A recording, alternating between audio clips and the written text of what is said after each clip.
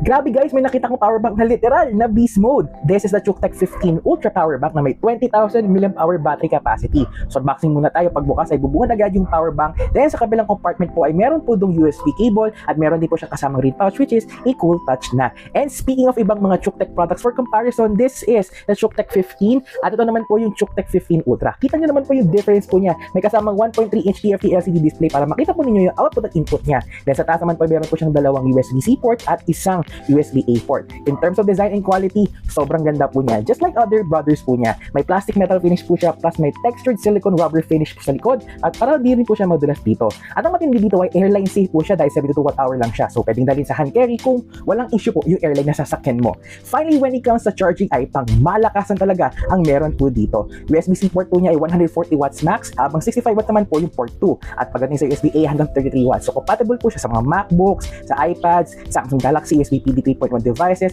at higit sa lahat ay sa Xiaomi devices which may brand recognition feature din po siya sa screen. At pag lobat na po ito, you can charge it hanggang 100 watts sa isang port, pero pwede ka maglagay pa ng isa pang charging cable po dito sa second port niya at mag-activate ang beast mode charging niya hanggang 165 watts which kaya mag full charge po nitong power bank na to ng 45 minutes. Grabing bilis po nun. So kung gusto po niyo itong saksakan ng mabilis pero reliable na power bank naman, check mo na itong ChookTech 15 Ultra. Click mo na po yung product link sa video po na ito.